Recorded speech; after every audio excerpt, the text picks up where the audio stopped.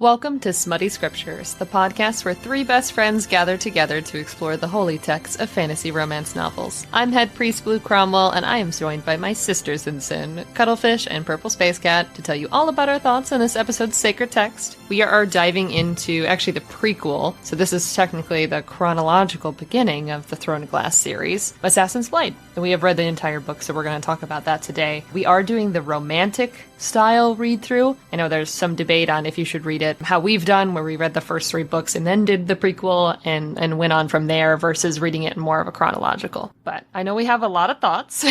So many thoughts. Right off the bat, I want to mention, if you're looking at this on Goodreads, they do split it up between the different sections. In the table of contents for the Assassin's Blade, it has all 5 sections. So the Assassin and the Pirate Lord, the Healer, the Desert, the Underworld, and the Empire. So we're talking about all 5 sections. So I don't know, they do like 0.1, 0.2, yada, yada, yada. So this is all of them. Yes, all of the every Throne of single Glass one. novellas.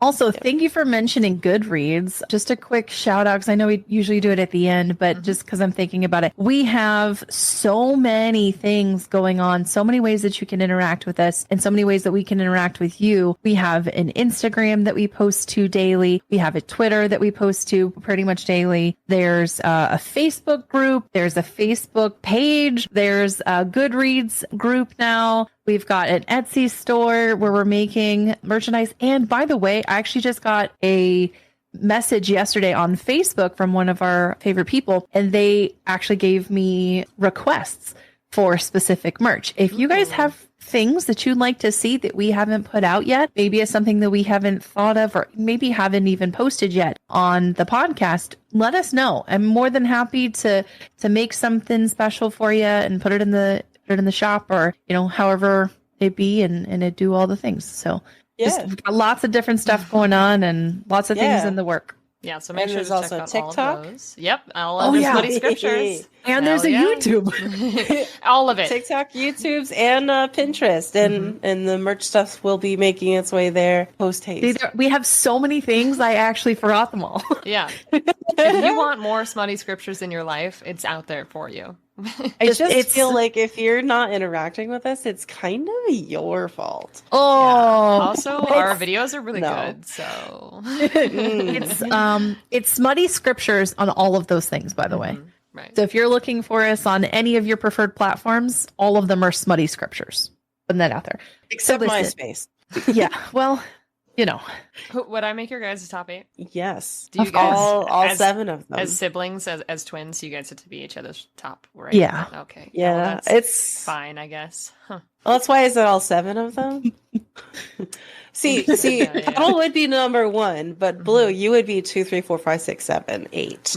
That is pretty. That's a good compromise. I'm willing to accept that. You know what? I'll tell you what. I wouldn't be able to put you in all of them, but I would have you above my husband. Oh my God. First of all, as you should. Second of all, as you should. Right. So listen, you know I love me Sarah J. Maas. I love her. Indeed. I feel like she and I would be best friends. Yeah, I feel like she's so fun to hang out with. But I feel like if you get her drunk, she's like real heavy. There's some trauma under the surface. For sure. Yeah. We would be best friends until this book came out. And then we probably sit down for coffee and I'd be like, listen, I've brought us all here for an intervention. An intervention? Yeah. I have some very strong feelings about this book, and they are not 100% positive. In fact, they're mostly negative. Yeah, we're going to get into it, I mean, I'll say the same thing. I love Sarah. She got me to be someone who reads again, which I feel like is a huge compliment to her as an author. But this is not her strongest work for me either. Did she write this? This is not original 2014. This is not the Throne of Glass quality work. This is a later quality. This is after some growth. So no, text copyright's 2014. So when did the other ones come out? That's a good question. Here's what I think the major problem is. I think that it's the reading order's fault. I think if we had started with this and then went to Throne of Glass, I think I would have been happier. Me too. I think if we go the quote unquote romantic version where we're going in this order that we're in right now, I think I'm a little removed, and the heart clenching. I knew he died. You know, like I knew. Spoiler alert. Yeah, we already knew. We knew Sam died. So it's like really a spoiler at this point. We've talked. You know, about it, I was getting to that point, and I'm like, okay, so is this where he dies? It's just not as oomphy. You know, like it's nothing at all like when Reese died. When Reese died, I fucking lost my shit. Yeah. Also, he was dead for like 3 pages, though. So, you know. I know. That is 4 too many. When Feyre died, I lost my shit. Yeah. And she was dead for like 2 pages. Yeah. And that was 4 too many. So I think if we had this as first, I guess, exposure to Sam Cortland, I would have actually probably cared more. I think that the stories, I suppose, I don't want to call them chapters, Novellas, these little sections. Yeah, I feel like these should not actually be one book. I understand that, you know, they're chronological. However, in the grand scheme of how we are reading them, I feel like we should have read them like bits and pieces as maybe like flashbacks to what she's actually doing. So whatever, they're all like, ha ha ha, I did a thing with slavery. And then let's go back to the pirate thing. And then stop and then go back to the regular book. And then have been like, you know, yay, girl power or whatever. And then be like, okay, so let's talk about the healer.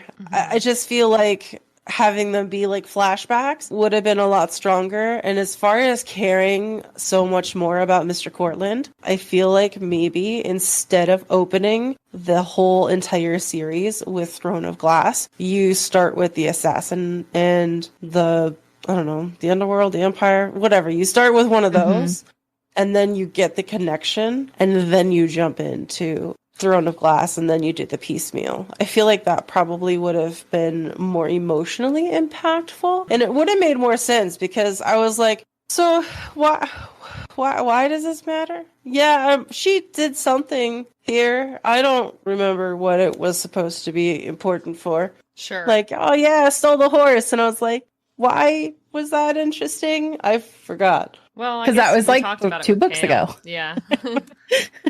Yeah.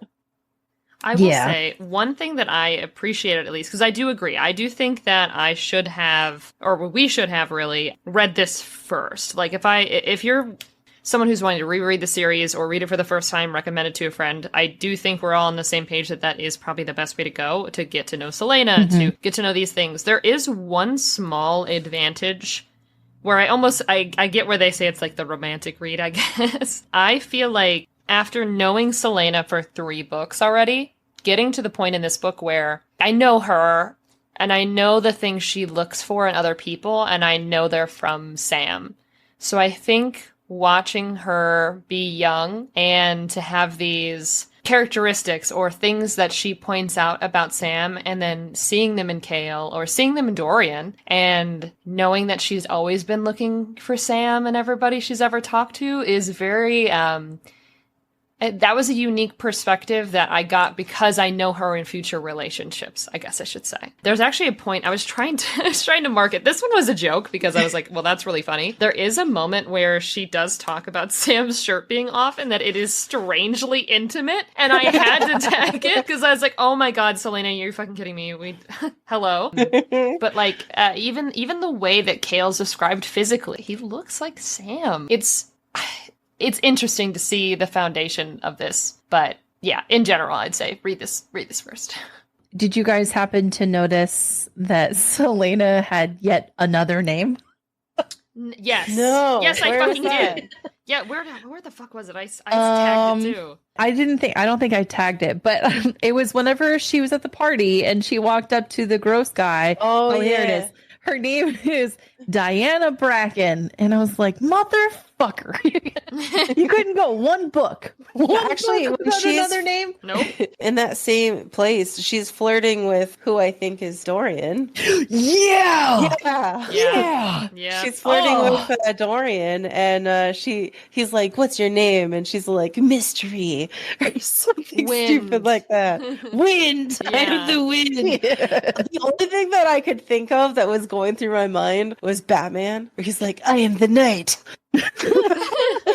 Yeah, that is page 283. So that would be chapter 5 of one of the parts. Because again, keep in mind The assassin and the series. underworld. Yeah. Yes.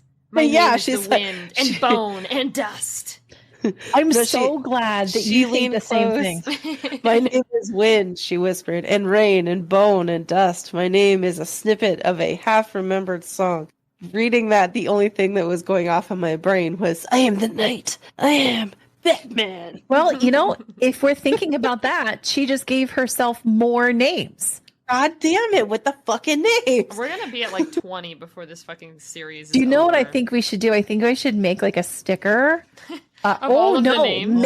Make a band name. Oh my like God. a band t-shirt, but on the back, instead of having town names, it's all the fucking names Oh my that she went God. by. Because I feel like we'd have enough for a concert t-shirt at this point. Please. I I can't. I feel You're like we not need to wrong. start a poll on Goodreads about what your favorite... Which one of Celena's many identities was your favorite? Which is your favorite Selena Gomez name? Oh my God. But I loved that you also came to the same conclusion that shit was fucking Dorian yeah, it and was. Kale. And I saw that, and I think that one kind of made me jump a little bit in my seat. 'Cause I was like, you, I know who you are. I was like, hey, you cheeky fuckers. I see you. And they're all like, nope, we got Scoot. And I was like, oh, damn. All right. It kind of made me wonder if that was hinted at or spoken about or dropped a little line about in the other books that I just don't fucking remember. I don't think so. Like, maybe they're like, man, I went to a wild party one time. And there was this girl, she had like 4 names. Damn. Yeah, that's definitely And then something you we say after a left. party. Man, can I tell you, Selena could have multiple Tinder profiles. Oh my Easy. God. Easy. I do have an unpopular opinion, and I actually couldn't stand Selena this entire book. I think that's intentional, though, right? I She's like- disliked her Like so 17? much. She's Well- at 16 when we start. I hate it. I disliked the whininess and the cockiness and the arrogant attitude. And I just was Again, like, 16. oh my gosh, shut up. I Yeah. was like, I'm so glad you get better.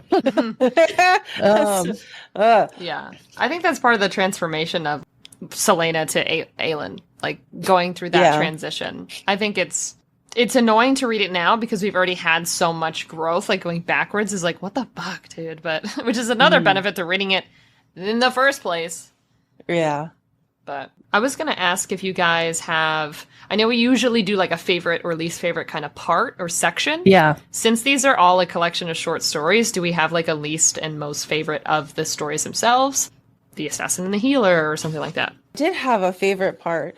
Well, I really liked everything that was in the desert. I did too. I did too. I was decidedly a fan of the desert, and I kind of just wanted more. I was like, give me more desert. Keep your pirates. Give me more desert. I even would not have minded more about the underground fighting rings and shit. Mhm. Like, I would not have minded more of that.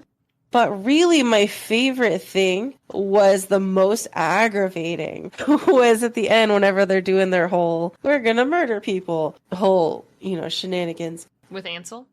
No, which just makes me think of Hansel and Gretel. That's what I named that couple. You know what it makes In me my think brain. of? Zoolander. Because Oh my it was god. Ansel was the name Oh of my God. One of his Owen friends Wilson's said- character. Oh my god.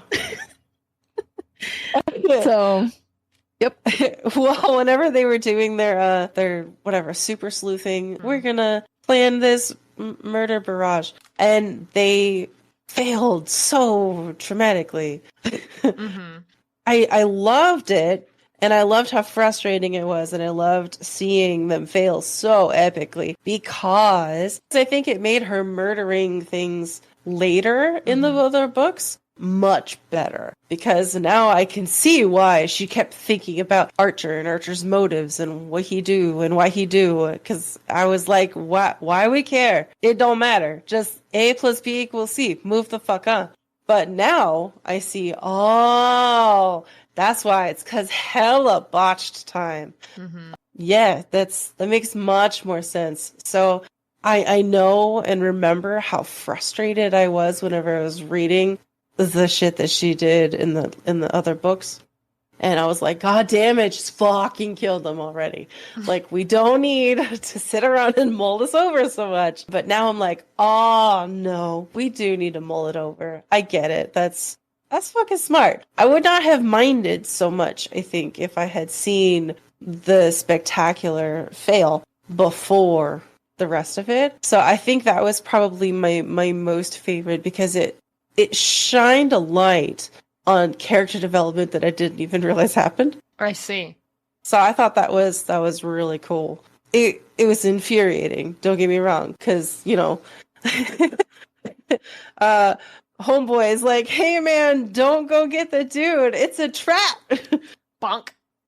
Yeah. And she's like, I don't care what you have to say. Just knock him out cold. And I'm like, dude, shut up. He's saying, it's a trap. And you just don't even, bitch. Yeah. This is where we learn the critical thinking skills. At Celeana 16? was not paying attention. Yeah. I'd say You know what? favorite. Go ahead. It was just a puzzle. That's all. It was just one of right. Sarah J. Maas's Fucking Celeana. famous puzzles. Yeah. Celeana's just like, It was like getting out of the sewer. It was just a puzzle. Celeana, solve an obvious puzzle where they give you the answer challenge. Impossible.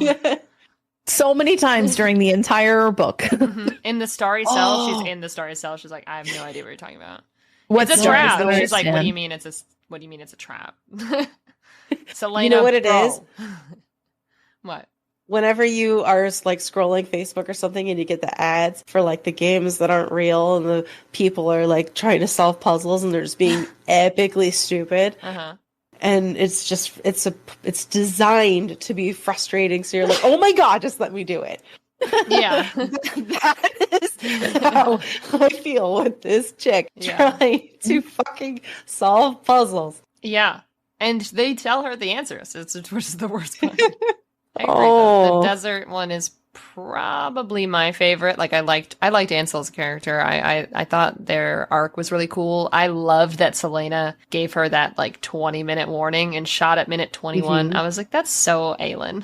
That's a moment of Aelin peeking through gross. the Celeana moment, you know? Like I appreciated it. And I kind of want to see them in like I mean, even though what they did was fucked up, like I still want to see them the future series. I think it could be interesting. Yeah. Where I we hope go we from kind of there. loop back to that. Yeah. So I'm really interested in that. And the whole Mute Master stuff was really interesting as far as a character arc and training thing. And I like it. It also is that funny moment of, obviously we've had other examples of this through the text, but there is a moment with Rowan in Heir of Fire where she says something along the lines of like, I've done this whole tired student teacher, like song and dance a million times. And I'm like, wow, Celeana really has. She's always out here with a trainer, always doing her fucking best. No trainers on puzzles, but I guess those are hard to find, but combat, sure. Can't do that. No. I also like the healer story quite a bit. Yeah. I'd be cool to see them as well. I love that. that. Would be cool. Yeah. Ooh, do you guys think we're going to go to the southern continent?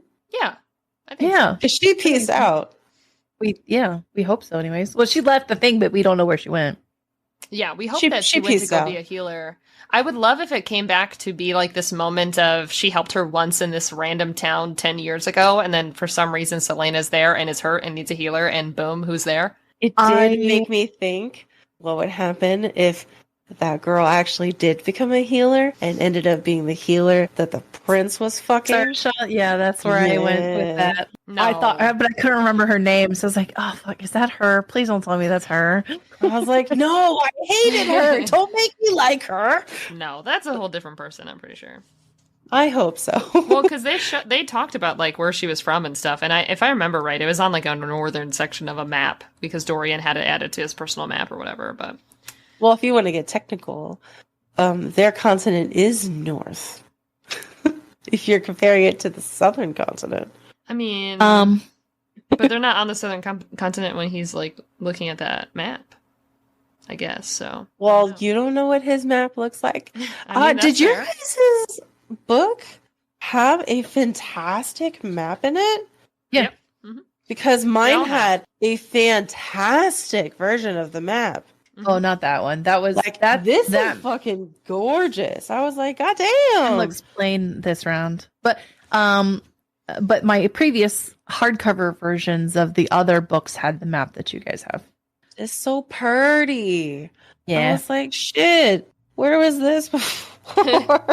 Right? This is nice. Excitedly pro this map.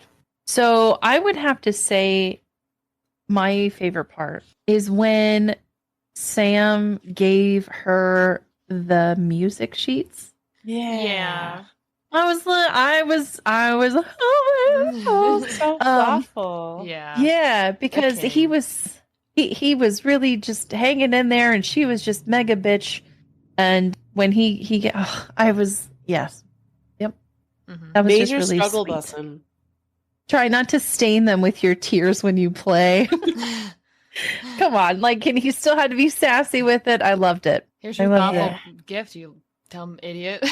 He's like, no, I'm not in love with you. Stupid. Fuck off. Yeah.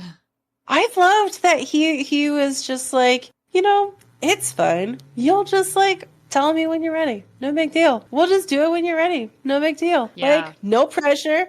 Do you know what? Don't even worry about it. Like, Mhm. you don't even have to set the boundary because I ain't pushing shit. I was just like, God, what? Yeah, that's like the nicest thing I've ever read in my whole life. She's like, I have these deep, dark secrets about my identity, and I'm scared of communicating them out loud. And he said, it's cool. I love you for who you are, and nothing you could ever say will change that. And, whenever you're ready. Yeah, kind of like, okay.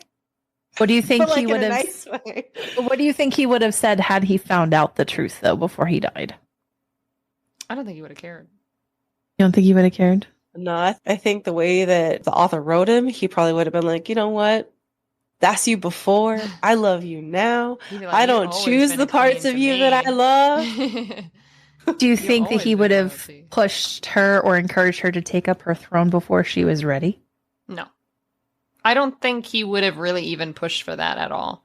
Now, if Celeana had come to that decision, I think that's different. The thing is, I guess Kale talks about this later, right? He knows that Aelin won't choose him, but Celeana always would. Celeana would choose Sam, and if she was with Sam and everything had worked out according to plan, she would still be Celeana. She wouldn't be Aelin. She wouldn't be who she is later on in the book. I do think that. So I don't think she would have had the inclination, even if she did share that with him. I think he would have been like, that's okay, we're still moving somewhere else to start a new life, and just, to me, you're Celeana. Yeah, I think you would could put be it that whoever way. you want to be. I love you no matter what. I Mhm. think that was gonna be his go-to. He'd have been like, I just love you in every iteration. Yeah, Sam doesn't seem very concerned about. He doesn't really care about money like that. He doesn't really seem to care about any of that. He's more all about her and making a living, and that's it. Okay, but It's this sweet. I am Sam Cortland and I will not be afraid. Holy shit, that's where she got that from? Yeah. I got a little teary-eyed with We've that been when reading she's that, this whole time, and then no idea. that I one feel made me like got a again, little, I was like, if we had read Yeah. this before, I feel like those parts would have had a bit more emotional attachment to them, a little bit more oomph. mhm. I maybe we would not have ripped it as hard if we had read Yeah. this first. Yeah, we came down a little hard on Throne of Glass, but I feel like with this, it does make a lot of sense. I have some questions for you guys though, because I have some thoughts. I want to call him Daddy Daggers, but Arobynn. Hmm. Assassin Daddy. Oh, Yeah. bro, it's weird because I wanted Unless- them together. But I didn't. And she even said, she's like, I don't know if he's like a dad or brother or obviously some confusion going on. But then he says at the end, he's like, I do the things that I do because I'm afraid, because I don't know how to express how I feel. It's just. But he and then he also says, though. Yeah, he also says he doesn't like sharing his. What did he the say? Things that are his property, yeah. Okay, I'm not saying it's a good relationship. Okay. Yeah. But that being said, it gave me lover vibes. I don't like sharing my belongings. Yeah. He called her his belonging. So he took away her being a person. She's not a person to him. She's a thing. Mm-hmm. Like a toy. Because I feel like he thinks handle Lysandra is a belonging as well. Yeah, I don't know if anyone in his life is a real person to him. Mm-mm. But the way that I wanted her, him to ruin her on that level. Oh, I did though. The way that I wanted him to sleep with her and then her still choose Sam and have that toxic turn. Just I know that probably speaks to the trauma in me, but that would have been nice. Yeah. Maybe not for 16, 17-year-olds, but if we're being honest, I don't know if it's just me being a whore, but I'd have fucked everybody in this book. Sure. I'm straight up. I'd have fucked Assassin Daddy. I'd have fucked the pirate captain. Whatever Master's son. I probably would have fucked the pirate dude. Mm-hmm. I'd have fucked Lysandra just for the pure hate of it, and the fact that she still would be able to be a virgin or whatever. But I digress. Sam would have tapped that. Even Armor Babe in the Sam's would have tapped Armor Babe, because they're very they have several times where they're like, ew, men gross, and then they're like, but you were so beautiful. Yeah. And I was just they did have major vibes. Yes, they really please. did. Fakes. Yeah. And you know what? Hansel and Gretel, I probably, threesome. I probably would have fucked him too. I'm just, I was just, sign me up all over the place. Let's just fucking do it. Yeah. But there's no spicy stuff because they're kids. Which. Yeah. And most of the series is young adult, regardless, even if they are of age to, go do their thing. I agree. I did want a little bit more, maybe. Unfortunately, it's not great. It's not great in real life, but the Arobynn Celeana kind of tension to occur. The only thing where I'm I would hate it is they did meet when he was an adult and she was 8 years old. And he did raise her for 8 years. I think he was mid-20s. Well, he has or early his hairs 20s. Are gray now, and that was starting to be gray. She's in his. You leave gray hair alone. I think she says he's in his mid to late 30s. Okay, so he met her at he's in his mid 20s and she's 8. Probably early 20s. Yeah, that's not great. No, not great. Not as long as he didn't do anything until she got older. Would that be 12 years of difference? Yeah, something like that. Dude, I got 12 years of difference between me and my husband. Did you meet him at 8 years old? Because did he raise you? Is he an assassin? No. There's no assassin daddy happening. There's no raising. But even if he was, you couldn't tell us, right? Oh my god! I'd have to kill you, or he would. Age difference. My partner and I also have a 10-year age difference, but at the end of the day, I met them as an adult. So it's I don't know. This whole, especially because Celeana combines it, right? She always says this father, this lover that never manifested. Those are almost always in the same sentence. So it's a very weird, very complex relationship. Now, that being said, I was still down. I was let's get weird. Let's get weird, Sarah. I'm probably going to read some fan fiction. But, it's fantasy. It's a safe place here. So... I thought that would have been well, not for Sam. No, definitely not a safe place for Sam. No, too soon. Is that too soon? No. I just love how Celeana's in complete denial too that Arobynn was obviously the one that betrayed her. Yeah, but she's has Celeana ever obviously been good? It's not him. Yeah. So here's my question about puzzle. that. Here's my thought about that, though. Yeah. At the end, I don't know why he didn't save her. Because he had planned on saving her if she was going to be executed. But because she got sent to Endovir, he didn't say. But I don't understand why. And he doesn't answer that question. Maybe it's the breaking. He wants to. It's like morbid curiosity about breaking her. He wants to see how long it would take if it will break her, what her breaking point is. I mean, he's already got her super secret stone, so he doesn't really need her. I think it's probably something like that, where he's like, I could have fucking busted you out anytime I wanted. Yeah. Well, and maybe because, like, the getting her... Because we don't necessarily know the plan, right? Because if he was going to... I thought you'd planned a grand rescue from the butchering block. Maybe that was almost, like, part of this, like, weird, complex relationship they have, where he wants to then be seen, oh, your protector is gone. I will be your protector now. Come back with me. Maybe it's like this idea, whereas if all of this has happened and going through actually rescuing her on the way would not have had that kind of effect. I think he needs that. I think he was also still in that moment trying to establish that kind of relationship with her. Oh my God, is he the drama? Yeah. He is. But why did he never? I mean, if he felt all those complicated things... because yes, he objectified her, right? He did. Mm-hmm. We don't disagree with that. It was not a great relationship, or at least it would not have been had Assassin Daddy been all daddy. Hey. Now, capital D. Either way, that we're not suggesting that he should. I don't understand why he didn't save her. 1 and 2, I don't understand why he never approached her when she did come back, because you can't tell me he didn't know. Oh my God. What if he's not talking about the belongings being Celeana? What if he's talking about the word key that he stole from her that day in the river when he found her? Because he knew, like, something was awakening in her, because she kind of taps into some weird dark magic, kind of weird fire in her veins type shit when she's, like, going apeshit about Sam. Because she discovered that word key was the necklace that she was wearing when she fell into that river and Terrace. She lost it in the river. Are you saying that he recovered it? Yeah. She says, like, he could have. That's where it's at. I have to go find him because it 1, he would either know, or 2, he took it. Well, she doesn't have, like, in this book that we're currently reading, not Aelin, right, but like here, Assassin's Blade, all of this 1 through 5 parts. She doesn't have some secret stone necklace.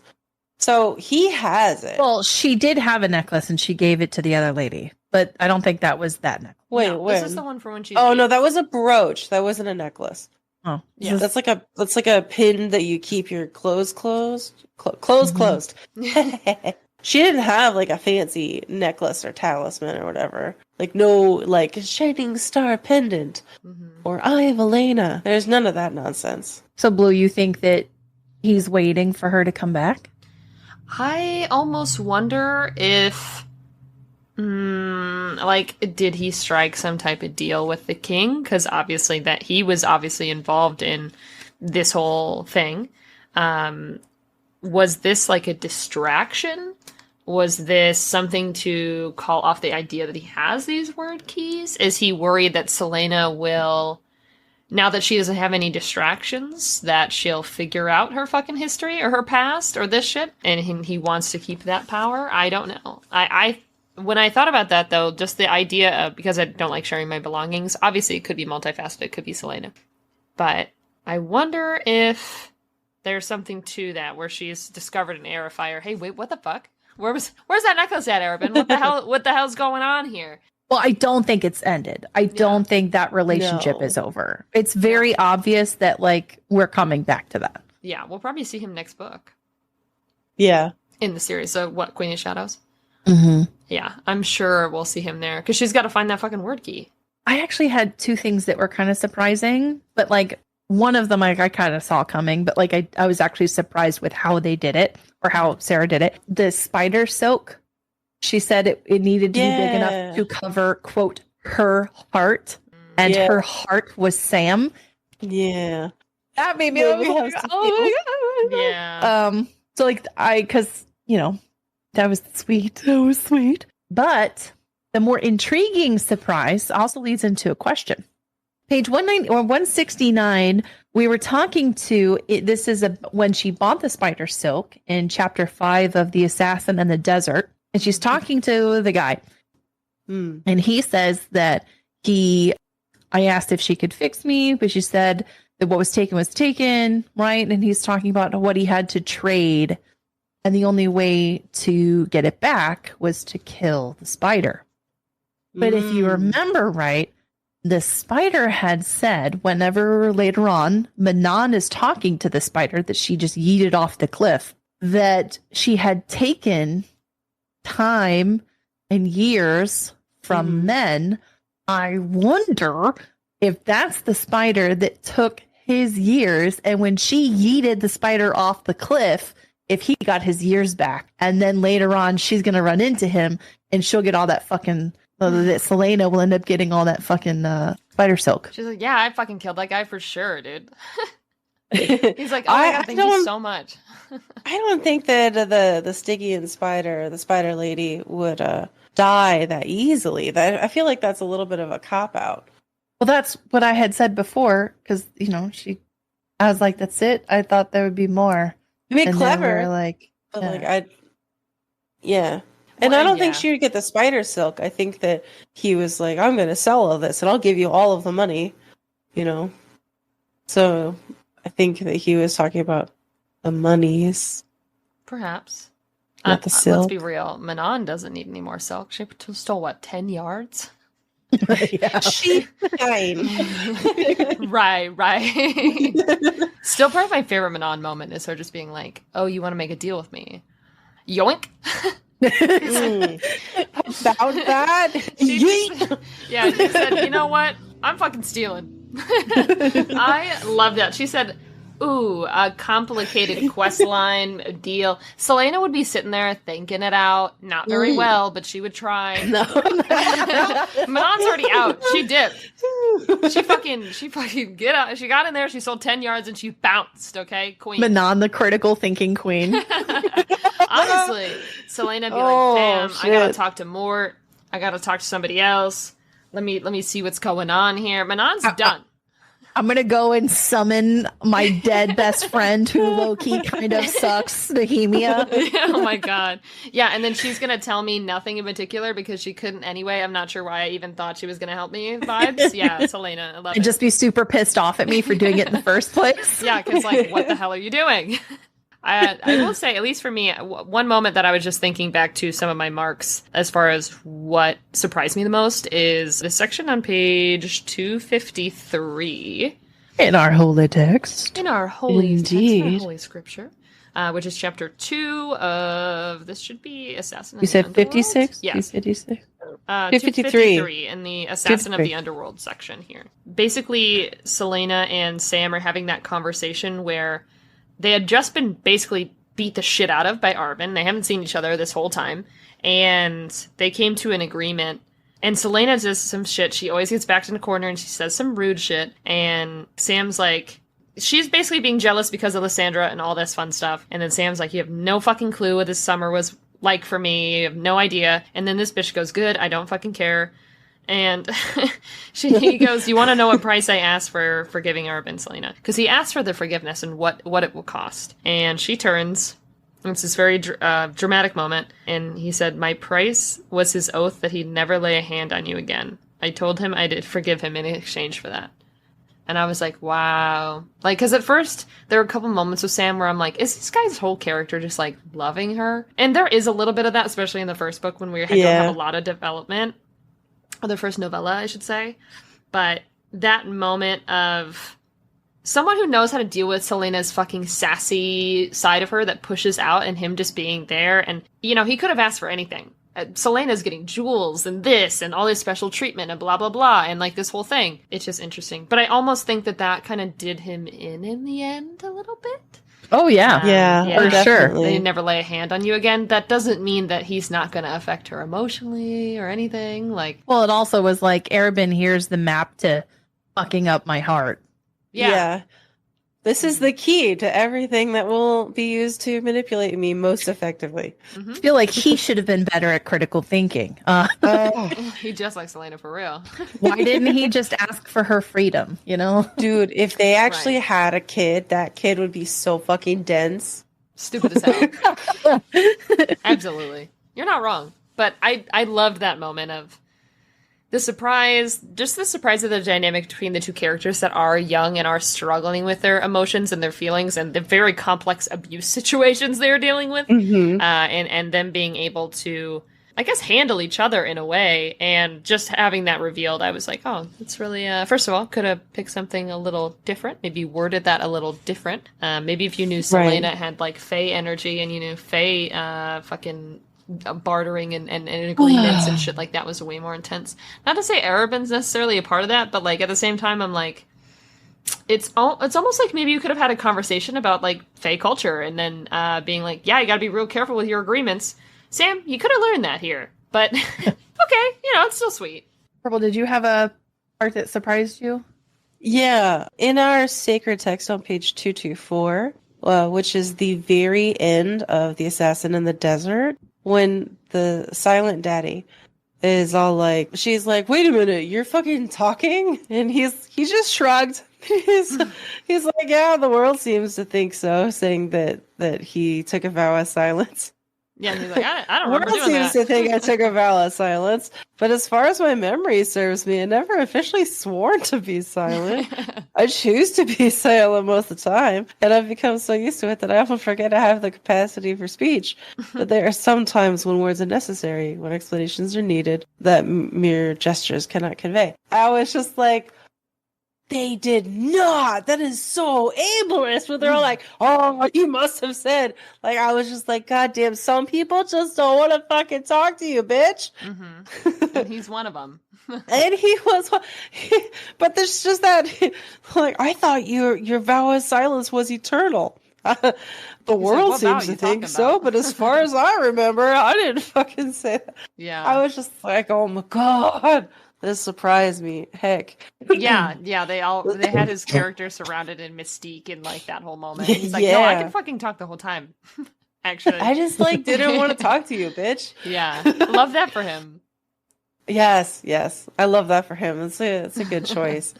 And I think that coupled with him saying, hey, you need to go fucking tell your master that we don't hit our disciples. Yeah, we don't abuse And he them. was basically like, fuck that guy. Just Also, we for, don't knowing groom them. nothing else, fuck him for that. Why didn't her and Sam go to the desert? They should have. But that made Silent Daddy my favorite character. Your favorite? Hands down. Yeah. I liked him. I liked Ansel a lot as well. I'm sure we're gonna see the Mute Master's son, Elias. I forgot which way it was pronounced, but it'd be cool to see him again. That would be actually pretty interesting. But I liked Ansel a lot. The betrayal, not great. Oh no, definitely not. But we love a girl boss who's really dedicated and focused and has a mission. Right. Yeah. Fuck yeah. I was interested in the exchange that she had about the wastes and how she was like, yeah, I mean, they like were kind of wastes, but like not anymore. But like the witches, like Manon, they're like, no, it's desolation and we're gonna fix it because the lands are cursed. And then she's like, nah. Maybe she's one of And those I was other like, witches. oh The my goodness. the Crocian, however we want to say it, witches. What if she's part of that? You think she's There's- one of the witches? I think it could be. She's like human though. Well, I don't think most she's of them a are. witch. The only ones that aren't human are the ones in Air of Fire. Well, they have blue blood And They do. like unnaturally long lifespans and eat each other. And they're all And eat female, so I'm people. very confused about how reproduction works. Well, they take. I think they said they take like, let's just say male volunteers. they yeah. do take volunteers. But Yes. that would mean that they're all half witches. Well, maybe no. You come down further the line, it gets more muddied. You know, yeah. I don't know. There It's just be male witches in this story, wizards, if you will. That's fine. whatever they want to call themselves. What happens if a witch were to give birth to a boy? Would he just be like a human? I would like some explanation in that. They probably just eat him. Are there lesbian witches? Like, I don't know. Well, I would hope so. Honestly, goals. What did you guys think of the hand map on the pirate lord guy? It was, for me, it was kind of Johnny Depp, Pirates of the Caribbean. The compass, yeah. Yeah. Okay. I was like, I didn't connect that, but I see it. I didn't feel any way about it. I mean, I thought it was kind of funny. Like, obviously, we never really got any type of answer, I guess, because she's like, did you really sell your soul to have this map? Which doesn't even fucking move anymore because the king obviously has done his shit. And he's like, I'll tell you if you ever let me see your face. He saw her face at the end. So I'm like, okay, waiting. Like, did you sell your soul for that? Because how funny would it be if you did and then your map stopped working like 2 days later?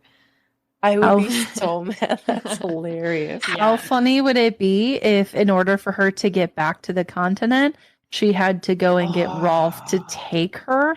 And for the next Queen of Shadows book, and Queen of Shadows opens with them negotiating and her finding out. Oh, and maybe on the continent still anymore. Hates her, would he even help her though? Like Loki, he hates her. I don't know. I feel like after this much time, though, there's probably a little bit of respect. Perhaps, or maybe she's like, "Oh, Celeana, I don't know who that is. My name's actually Aelin." Oh yeah, I've got these 50 other names. Just pick one. Yeah, I'm actually Elaine. I'm actually the Wind. Aelin. Yeah, and Bone and Dust. Rain. Me trying to pick a gender identity. Where are those options on government forums? But my favorite character, I have to say, is I actually don't know. It's okay to not have a favorite for this section, I think. Do you have a least? You can't even just be like, who is the dog? Because the dog's not here yet. You can say the horse, I suppose. I was thinking about that. It could be the horse. That's fine. I think I would have to say that my favorite character so far would honestly have to be Sam. Okay. But that is a stretch because I also found him annoying. But he just was the least annoying. And he also had all of the sweet stuff. My least favorite easily is the sadistic guy. I did not enjoy that one bit. Aaron. Yeah. I had to Google after I finished this book. I was like, wait, how does he die again? Yeah. Wait, does he die? Yeah, he dies. They talked about it in the first Throne of Glass book. And I was like, I vaguely remember, I remember he's dead. Something about, a fence, maybe. I was like, how does this happen? I don't know. I just pictured him impaled on a fence. Ideal, honestly. I mean... we've been kind of talking smack, but I almost want to say Celeana is my favorite. I think that there's something about, the youthful spirit, but also just, the little glimpses you get into who she will become. And I think even for being a 16-year-old hormonal, angry, not communicative fucking teenager, I get it. There are a lot of qualms here, but she is also the type of person who is willing to risk everything she's going to save 200 slaves' lives. She's the type of person who she's like, I can't let Sam suffer. I'm going to take all this money that would have made me XYZ type of person. Because she's a bougie ass bitch. She loves the luxury. She is. She loves it. And she gives up the kind of money that could be life changing. And she just gives that fucking up. That way Sam can be free with her. And I think there are these moments that, and even I mentioned this before, the telling Ansel, you fuck this shit up, I'm gonna fucking kill you, but you have 20 minutes to vacate the premises. And she made sure to fire at minute 21.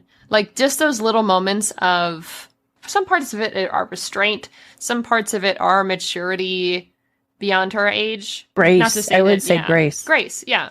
She is still immature and obviously has a lot of growing to do. And there's a lot that her character is going to go through, as we all know. But there are these little glimpses about her that I really respect.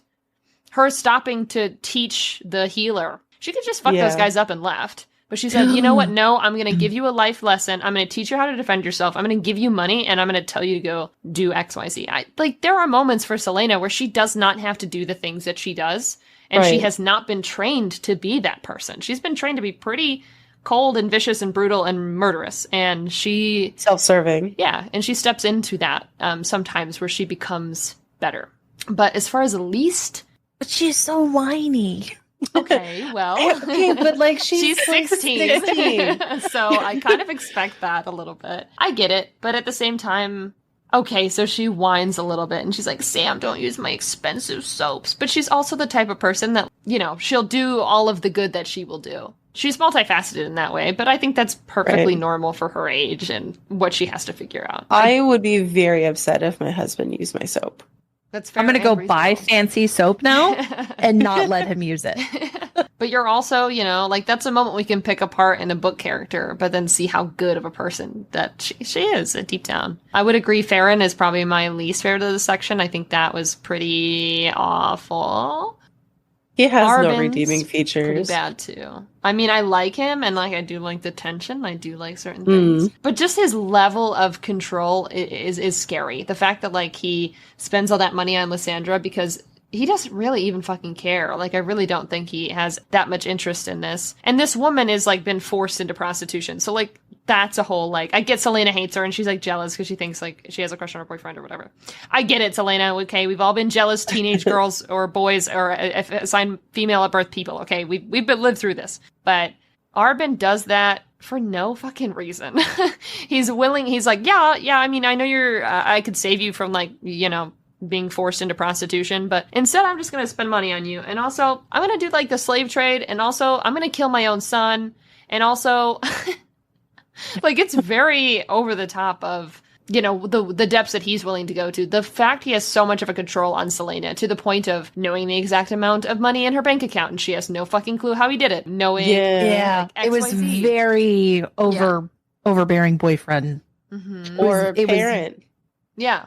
Which is really not better that those are right next to each other. No, I hate it. But we do call him Assassin Daddy for a reason, so. Well, I mean, we call him... right. I mean, that's in the capital G. It's very different. I just think that those scenes would have been spicy. They would, and I will read fan fiction, but at the same time, he's kind of annoying. If there's not at bitch. least one scene in your fan fiction where somebody is getting slammed against a wall, you're doing it wrong. Yeah. No, he wouldn't do that. It wouldn't be that. It would be like you have to slow crawl to me. Like it would be that. And Sam has to sit in a chair watching his punishment. No, not watching. Blindfold, just listening. Interesting. Yeah. Yeah, I can see that. Anyway, so I'll be on fanfiction tonight, but nice. You're welcome. Obviously, this is like a little bit disjointed in the fact that it's not one solid cohesive story. But as far as like themes, is there anything that sticks out to you guys? No, I think it's more really. Just short stories, really. Yeah. I feel like maybe this was kind of like mopping up loose ends or expanding on stuff that people. That's why I was concerned about like when it was written, because if this was written after those plot holes were created, then that makes a lot more sense. It does feel like an addition. That's true. I mean, it does bring up some unanswered questions. Like, I would like to see Ansel again and know how that worked out for her, and I'd like to see this healer again. So it brought to the forefront some things. Do you think that obviously Hansel is totally taking over Briarcliff and all of that jazz. Queen. But whenever Manon comes back and Manon is all like, I'm going to reclaim my homeland or whatever. Mm-hmm. And she goes like, they are going to have to fight it out. And then we're going to be like, I don't know who to root for. Because that would be very difficult. Yeah, I wonder. I don't know whose side I would be on. I mean, probably Manon, right? I mean, it's hard to say. It's hard to say. I just like Manon. We've had more time with her. I don't want her sky puppy to be sad. So I don't want anything bad to happen to them. I would die if the sky puppy got very They could sad. just date and then fall in love and share the land and be queens. Oh, that would be so good. Mm-hmm. You're not going to tell me Hansel is straight. Like, that's not a thing. No, she killed her boyfriend so quick. She was Queen. she gives me Brienne of Tarth vibes. Yeah, but hot. Hey, Yeah. Brienne of Tarth is hot. You hold your tongue. She is hot, but her defining character trait is that she is not perceived as a woman or hot at all. Well, so I find wrong. her hot. The actress is incredibly beautiful. So they picked a bad choice if that's a whole crux of her character is the fact that she's supposed to be manly and ugly. I don't know. I liked the manly and ugly. I did not like her in a dress. I'm still telling you though, I have a feeling that map is going to come to play when she's trying to, like, maybe he did something with the necklace. I mean, there is no doubt in my mind, and I think that it's hinted almost outright. Arobynn knows exactly who she is and knows exactly what he has his hands on when he has. Right. So I don't think that there's any doubt. So I feel like we're definitely going to have that. I feel like we're not going to put something as interesting as this magical map without coming back to it. And if it points to foes, and I would really like to see, like in a video game, how you go and help all the people in the continent, and then at the end they come help you battle the boss. Mm-hmm. It would be really cool if we had the fleet of pirates, we had the silent assassins, we had Briarcliff, we had whatever. Like we had all of these other places come and help defeat the big bad guy, you know, the king, the douchebag, and that we're looking for the word keys, and that map in his hand is going to be helpful. That is a good point. Yeah, he would probably forgive her too if she, like, the whole plan is to bring magic back into this area. So that would, if that spell ended, he would probably be like, all right, cool, I'm in your debt. Let's figure some shit out. That's interesting. Well, but he is already in bed with the king, though. Remember his whole, like, bay or whatever is cranking out these Dark Prince guys. But I think he'd rather have magic back because he sold his soul for that. I guess that really boils down to how much weight he puts on his soul. How much do you value your soul? Well, he didn't sound his soul too. I don't know, but he didn't really sound super excited about getting into the slave trade, though. Yeah, because when he's explaining it, he's kind of like, the kids. The kids are like, I'm really sad about what happens with the kids. So we're just going to, like, answer your question, but I don't really want to talk about it. Yeah, I try to separate them. Yeah. I don't think he wants to be doing all of what he's doing. I need this to be a why choose. No. I can't all be why choose. I need it to be a why choose, and her just go and fuck all of the people as she goes through the story. That's what I need. I'm not just a whore. Gossip. No, Thank you very much for the validation. I need it all. I need, like, maybe that's just where my fanfic. Please write fan fiction. Those of you who are listening, I am requesting humbly daddy vibes for Pirate King with Celeana. I would really like Pirate Daddy and Assassin Daddy and Silent Daddy. Silent Assassin's son. No, Silent Assassin Daddy and Silent Son. Like, I'd be down for that. But I need them to be like... Do you think they grunt whenever they... signs it. I need also... I was hoping for some sign language, but they're all just like gestures. We need Ansel also. That needs to be some fan fiction. Mm-hmm. Listen, there's just a lot of options, and I don't, I just don't know why we have to choose any of them. I agree. Yeah. I agree. That's the beauty of fan fiction. Did you guys have any other unanswered questions? I think that's mostly it. It's hard to really get a good grasp because these are also, like, all prequel stuff. So there has been some stuff that's already been brought up, but I think that's most of them. So then who do you feel like you most identified with? Celeana. Because you can't keep getting away with this. And whiny, and I like expensive things. So then let me buy things for you. I'm like, and I would also cut a bitch. And you're like, no. And I'm like, how dare you? Yeah. Because I would also cut a bitch in a heartbeat. So yeah, that's it. Me being the most nonviolent person, it's fine. I identify with the assassin. Well, then you should let me buy you things. Let me be Assassin Daddy. It was the role I was always meant to play. You might need to showcase your assassin skills. I'm willing to make that sacrifice. I don't know. What about you, Purple? While you're thinking about that, I just have a comment. Please don't add this in there, but like, we keep talking like that. They might write fan fiction about us. I'm keeping that in. Good. Oh, no. Yes. Identify? And then we read it for the podcast.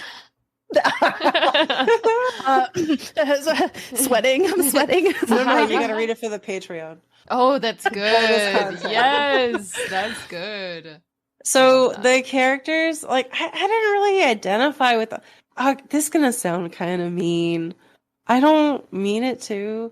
It's very difficult for me as an adult to put myself in the shoes of a teenager. I don't identify with teenagers. I don't think I possess the portion of my brain anymore that can go back that far.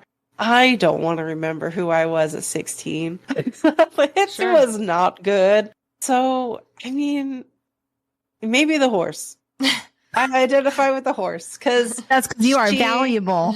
I'm valuable and I'm a bad bitch. And, I love it. You know, I got skills, and if you let me do the things that I'm good at, you are dependable. Yeah, you can depend on me to do the things that I'm good at. People pay lots of money. I mean, that makes me sound like a prostitute. I was going to say to ride. No, not to ride you. No. I'm keeping it. Unless, no. No. OnlyFans. Oh my gosh. Yeah. I don't, yeah. Yeah, I will say I would like, as we keep going, I know it's like a big thing in fantasy novels to be like, yes, my main character is 18 years old. Obviously, this is a little younger because this is a prequel, so she's 16. It is hard. I guess I would probably fall into the category of like a new adult reader, technically. I guess. Maybe I've aged out of it, but I'm 26 for our listeners who are not aware. Even for me, like when Aylin's like 19 or some shit, I'm like, oh my god, ew. There's so much growth that will happen to you when your frontal lobe finishes developing that nothing else will ever be the same ever again. So it is hard to go back. I will say in a lot of ways, I agree with you. Like, I don't know if there's anyone I particularly think that I identify with in this section. I would like to say Celeana. I would like to say there's good. You know, I'm trying to live my inner child, and, you know, that includes my teenage years, unfortunately. I don't trust them. Teenage Blue is spooky to me. I have respect and fear for them. With Celeana, and I agree, like, being whiny and jealous and, like, having all these complex feelings. I will say, though, I probably would have fallen for the Arobynn stuff. Celeana seemed to be like, I'm aware that this is, like, a weird kind of relationship that we have. And, unfortunately, Teenage Blue would have been like, yeah, this is what love is, obviously. That apparently is the only puzzle she was really good at. Yeah, she said, no, I don't think so. Dude, we would already been dating. But I don't even like. It's not normal to have sex with your father figure, bro. Like, I got engaged at 16 to like an adult. Like, Celeana is stronger than me in that regard, because I don't want to say that because there's a lot of manipulation and grooming, and we don't have to get into all of that. But she just was like, yeah, I know that's like happening, and it's like weird how like that's a dynamic, right? And I'm like, how did you know that? And I didn't know that at that age. Like, but then you also didn't know that he's the one that betrayed you. Yeah, like, fucking make it make sense. Oh, she knows. She knows, but she can't admit it to herself. So, yeah, I would say there's she not knocked really out the assistant guy mid is a trap. Yeah, she really said, get him out of here, dude. And then in her going over it, well, it's obviously not him, so like we're not even gonna think about that. It could be this guy or that guy or this guy. I mean, it's obviously not. It's not. You won't keep me from the plot. Goofy. Oh. Yeah, she's like, you know what? Remember how I'm like always like all in everybody's fucking business? No, I know Sam is late, and I'm not going to go to where I know he's probably at. But the minute like, oh, I know where Farron's at, and I'm like deeply depressed, and people are actively preventing me from going to this place and telling me it's a trap, I'm going to go. I'm actually gonna go. And like, I get it, obviously plot that Sam's death has to happen for a lot of other things to happen. And that just felt a little unrealistic, where I was like, are you fucking for real, Celeana?